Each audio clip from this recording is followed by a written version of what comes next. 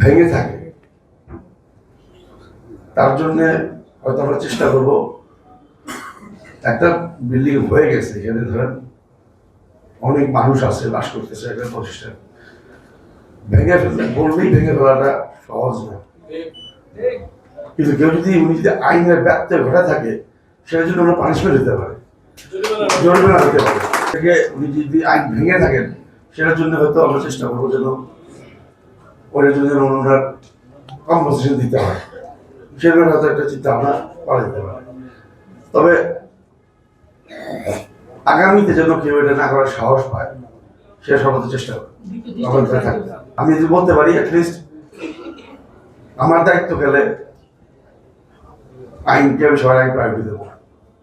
City কর্পোরেশনের থেকে বলেন বা আপার ডিপার্টমেন্টের আন্ডারে পড়ে, যদি কেউ আইন না ভাঙে, আইন মেনে যেন বাকি প্রকল্পগুলি বাস্তবায়ন হয়, সেটা চেষ্টা করবো অবশ্যই। অনেক প্ল্যান আছে, নতুন তার দিক নির্দেশনা ভীষণ রয়েছে, সেগুলো রয়েছে রাষ্ট্র পরিচালনার জন্য, সেগুলো